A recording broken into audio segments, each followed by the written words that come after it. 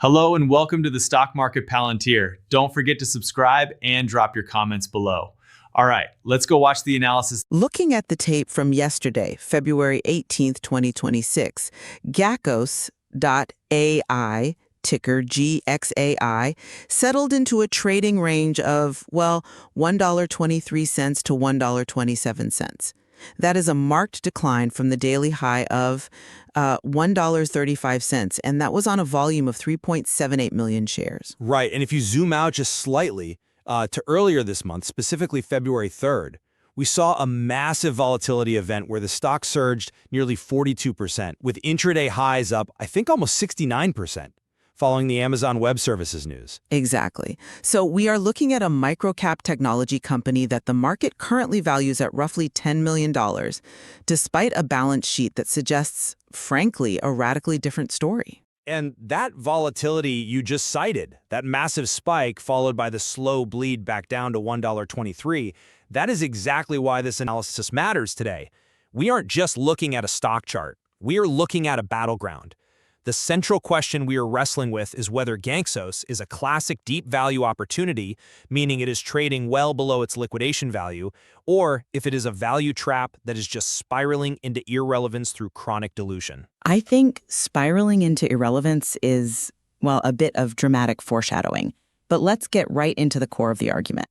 My stance here is that the market is currently behaving completely irrationally regarding this asset. We are looking at a company trading at a price-to-book ratio of roughly 0.6. Which is incredibly low for tech. Incredibly low. For anyone listening who might not spend their days buried in balance sheets, the price-to-book ratio compares a company's market value to its book value. It essentially asks, what would the company be worth if you sold off all its assets and paid off all its debts today? A ratio under 1 usually suggests the market thinks the assets are overstated, or the company is burning cash so fast that the assets won't last. But here, the math is just stark. You are effectively buying $1 worth of net tangible assets for 60 cents. On paper, yes. Not just on paper. As of September 30th, 2025, the net tangible book value was $1.83 per share. Even if you account for the recent capital raises and the dilution that followed, the pro forma book value still sits comfortably around $1.61. You are buying $1 for 60 cents. That is the textbook definition of a margin of safety.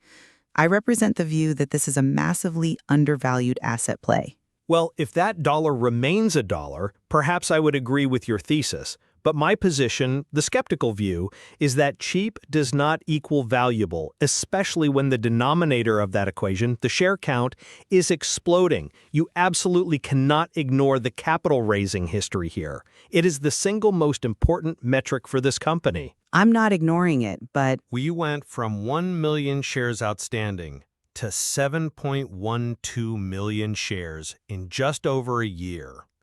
That is a 7-fold increase in the supply of stock. To put that in perspective, imagine you own a slice of a pizza. Suddenly, the chef cuts the remaining pizza into 700 more slices and sells them to people walking by the window. Your slice didn't get smaller physically, but your ownership percentage of the whole pie collapsed. That is what is happening here.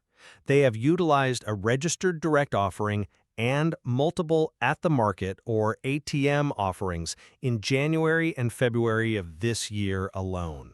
Right. Let's clarify what an ATM offering is, because it sounds highly technical, but it's actually quite straightforward. Sure. An ATM offering allows the company to sell new shares directly into the stock market at the current trading price. It's like having a faucet they can just turn on whenever they need cash. The problem is, every time they turn that faucet on, they are diluting the existing shareholders. So while you point to the assets on the books, I point to the fact that existing shareholders own a rapidly shrinking percentage of those assets. This isn't a deep value play. It is a structural risk thesis. I see why you focus on the dilution. It is the elephant in the room. And I am not going to pretend the share count hasn't gone up. However, I would frame that capital raising not as a desperate survival mechanism, but as strategic resource accumulation. Look at the balance sheet strength. As of the end of September 2025, they held $14.29 million in total assets. But how much of that is actively working for the business? The vast majority of it. Over $12 million is in short-term investments, corporate bonds, and equity securities. These aren't illiquid assets like empty factories or unsold inventory. This is cash and cash equivalents. In fact, those investments generated over $450,000 in interest income alone in the first 9 months of 2025. That interest income provides a significant offset to the operational burn you are so worried about. The market is pricing this company as if it's about to go bankrupt tomorrow, yet it has a massive cash cushion relative to its $10 million market cap. A cash cushion is only comforting if you trust the management not to burn through it on failed experiments. And this brings us to the operational model, which you call strategic, but I call a euphemism. They tout a lean model. In reality, this is a public company with 3 full-time employees. 3. Efficiency is not a crime. It's not efficiency, it's a lack of operational depth. They are leveraging consultants for everything else.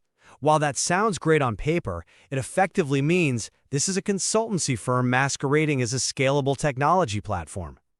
When you have 3 employees and you are trying to tackle health, gaming, and enterprise AI simultaneously, that is not a diversified conglomerate. That is a total lack of focus. It is impossible to build deep institutional knowledge with 3 people. I strongly disagree with the characterization of a lack of focus. I would argue they are operating as a venture studio. This is a very modern approach where a core team identifies high-engagement niches and deploys capital and technology to exploit them. It's not about having 500 employees sitting in a cubicle farm in Silicon Valley.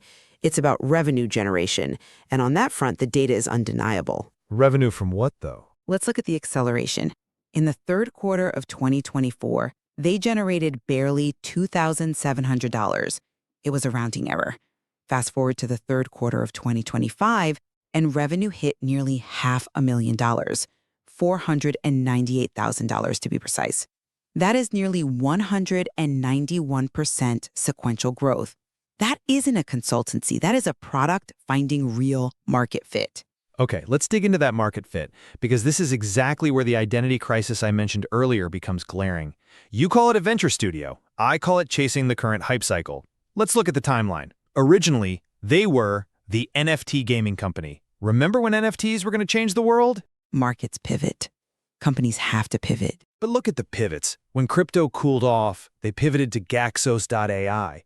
Then, the GLP-1 and Ozempic weight loss craze took off, and suddenly we have RNK Health selling peptides. Then, generative AI becomes hot, so we get UnGPT and ArtGen.ai. And now, as of late 2025, they launched the Bible Pray AI app to target the religious market. It feels incredibly scattershot. They are selling diet pills, humanizing AI text, and building prayer apps. Where's the synergy? Where's the core competency here? The synergy lies in the underlying technology stack and the ability to monetize engagement. It sounds disparate on the surface, diet pills and prayer apps, but look at the mechanics of user acquisition. They are identifying high-intent search traffic and building solutions for it. Let's look at RNK Health, which you seem to dismiss as just chasing a trend.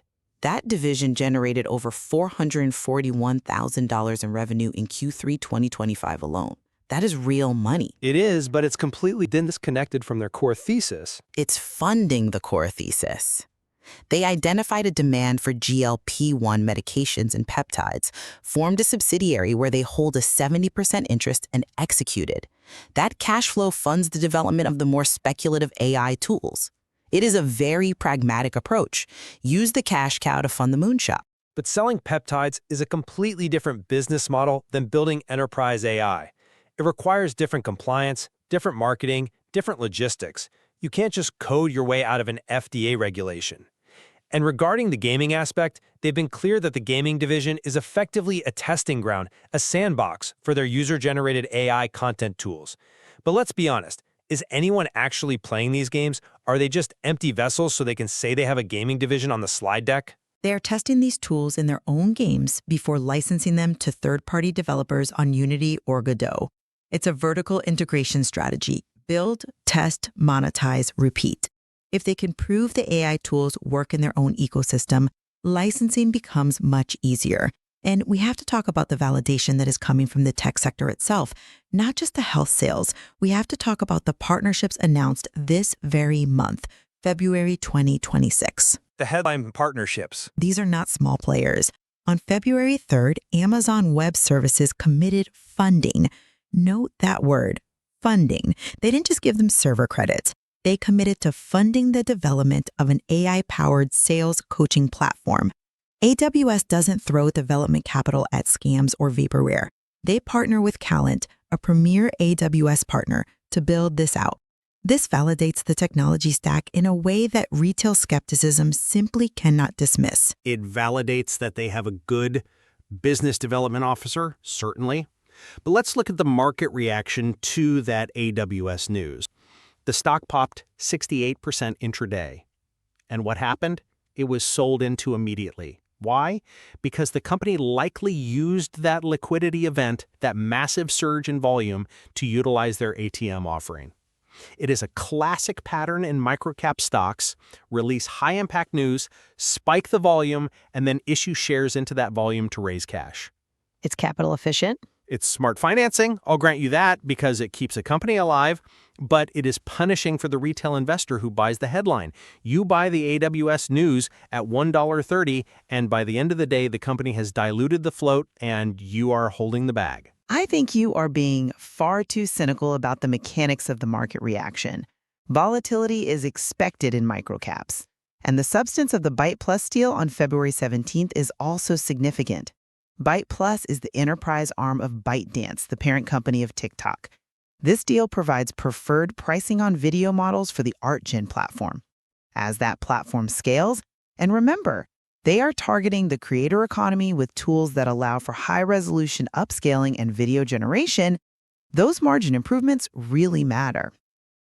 Assuming the platform actually scales. You mentioned the burn rate earlier. If they can lower their compute costs through the Byte Plus partnership and increase revenue through the AWS-backed sales platform, the path to profitability becomes much clearer. The market is ignoring these fundamental improvements in unit economics because it is too focused on the short-term share issuance. But the share issuance is the fundamental improvement for the balance sheet, not the operations. That is exactly my point. They are surviving on the capital raise, not the free cash flow. Let's talk about the burn rate. They had a net loss of nearly $3.7 million for the first 9 months of 2025. Yes, they have $12 million in cash, but if they continue to burn $4 or $5 million a year, that cash cushion evaporates in 24 months. And that assumes they don't pivot again. What happens if the Bible Pray app doesn't take off? Do we get a pivot to, I don't know, AI-generated pet food next? You are mocking the agility, but that agility is what keeps them alive. And you are completely ignoring the floor provided by the investment income. That $451,000 in interest income is a steady drip of cash that stabilizes the ship while they wait for the AI bets to pay off. Most microcaps don't have that. They are usually desperate for cash, borrowing at predatory rates. Gaxos has $12 million in liquid investments. That gives them a runway that their peers simply do not have. It allows them to take these swings at different verticals without risking immediate insolvency. It gives them a runway, yes, but a runway to where? That is the structural question. To more peptides? To more sales coaching? The lack of a cohesive narrative makes it very hard for institutional investors to step in and support the price. You need a story that makes sense. We do everything AI is not a strategy. It's a tagline. Until they demonstrate that the ArtGen platform or the UGPT tool has sticky, recurring enterprise revenue, not just one-off partnerships, this remains a speculative trading vehicle, not an investment. I would argue the narrative is emerging right now, and it is centered on personalized efficiency. Whether it is efficiency in health via the Nova AI coach, efficiency in content creation via ArtGen, or efficiency in sales via the AWS partnership, the thread is there. And investors who wait for the narrative to be perfectly polished on financial television will miss the entry point. The entry point is now when the assets are mispriced. You rarely find a NASDAQ-listed company growing revenue at 190%, trading at a negative enterprise value if you strip out the cash. That is the very definition of deep value. Negative enterprise value is a compelling academic argument. But let's talk about the NASDAQ listing itself. we have to talk about the ceiling provided by compliance. This company has a history of trouble with the NASDAQ $1 bid price rule. For listeners unaware, if a stock trades below $1 for 30 consecutive business days, the NASDAQ sends a deficiency notice. If they don't fix it, they get delisted. They've navigated it before. They had notices in January and July of 2024. Right now, we are trading at $1.23. We are dangerously close to that threshold again. If the stock drifts below $1, we enter the territory of deficiency notices and potential reverse splits. And we know what happens to shareholder value during a reverse split cycle. It gets decimated. A reverse split creates the visual appearance of a higher price, but it signals weakness, and short sellers usually pile on. That is a fair risk to highlight. The compliance issue is real. But let's look at the counter-argument regarding valuation upside. The analyst consensus, and granted, it is a small pool, but the data's there, has an average price target of $2.52. That implies a 100% upside from current levels. The analysts are seeing what I am seeing, a company trading at half its potential value. And regarding the liquidity, the short interest is sitting around 10.46%. That's roughly 680,000 shares short. While not massive, it shows there is skepticism, but the days to cover is only 0.63. Days to cover refers to how many days of normal trading volume it would take for all the short sellers to buy back their shares. A number below 1 means they can exit very quickly. Exactly. The shorts aren't trapped yet. But consider the scenario where we see 1 or 2 quarters of sustained revenue growth from the AI division to match the health division. If that sentiment shifts and the stock moves to $1.50 or $1.60, suddenly those shorts are underwater. You're getting $1 of assets for 60 cents with a free call option on an AI breakout. I would frame it differently. I would say you are buying $1 of assets for 60 cents, but that dollar is being divided into smaller and smaller pieces every month due to the ATM machine running in the background. The short interest tells me that smart money is betting against the company holding its value. And honestly, with only 3 employees, the key person risk is off the charts. If the CEO or the CFO were to leave, what is left? A shell company with some consulting contracts. The valuation disconnect you see, the difference between the price to book of 0.6 and the peer average of 2.4, isn't an oversight. It is the market pricing in the governance risk, the dilution risk, and the execution risk of trying to run 4 different business verticals with a skeleton crew. I think skeleton crew implies weakness, whereas I see agility. Corporate bloat is the killer of returns in the tech sector. How many tech companies have we seen lay off thousands of workers in the last 2 years because they overhired? Gaxos never overhired.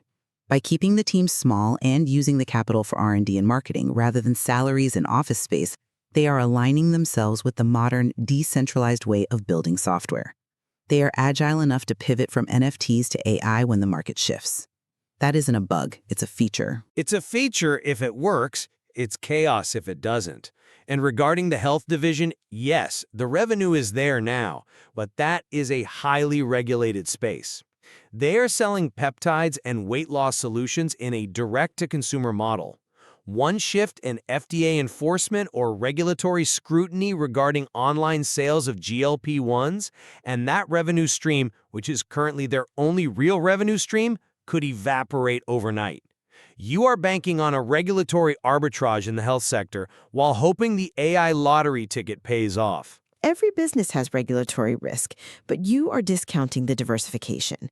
If the health sector gets hit with regulation, they have the AI tools. If the AI bubble bursts, they have the cash and the investments. They are hedged in a way that most microcaps are not. Most microcaps are single product ponies. Gaxos is a stable. A stable of ponies where one is a crypto horse, one is a diet pill horse, and one is a prayer horse. It's a very strange stable. And I just don't buy that the gaming division is a sophisticated sandbox when it's barely contributing to the bottom line. It feels like legacy baggage they haven't figured out how to dump yet. Or it's a sleeper asset. If the user-generated AI content tools really take off, the gaming division becomes the proof of concept that sells the license. Look, investing is about probability. Is it possible they burn the cash and go to zero? Yes. But is it probable, given the $12 million in the bank and the AWS backing? I argue no. The asymmetry is in favor of the buyer at $1.23. And I argue that the asymmetry is in favor of the house being the company issuing shares. They win every time they sell stock. The retail investor only wins if the narrative catches fire. And right now, the narrative is messy. So, to summarize our positions in light of this discussion, where do we land? I see a company that is a high-risk speculation vehicle. The revenue growth is real, I will give you that, but it is overshadowed by the operational burn and the constant expansion of the share supply. The company is trying to do too much with too few people. It feels like they are throwing darts at a board, hoping one hits a bullseye before the cash runs out. And I see a company that the market has overcorrected on. You rarely find a NASDAQ-listed company trading for half its liquidation value while growing revenue 190% and securing deals with AWS and ByteDance. It is a classic deep value play where the risk is priced in, but the upside, a re-rating to the $2.50 range, is completely ignored. I suppose we are both looking at the exact same ink blot and seeing two very different pictures. But we can certainly agree on one thing. The next 2 quarters are absolutely critical. Completely agree. The earnings reports for Q1 and Q2 2026 will be the truth teller. Can the ArtGen features and health subscriptions actually sustain the momentum, or will that cash pile dwindle? And we will be watching the share count just as closely as the revenue line. That tension between asset value and liquidity mechanics is what makes microcap analysis so fascinating. It certainly is. There is always more to explore in the numbers, and the market will eventually decide which narrative is correct. If you like this video and want to watch more content like this, then subscribe to the channel. Thanks for watching. See ya.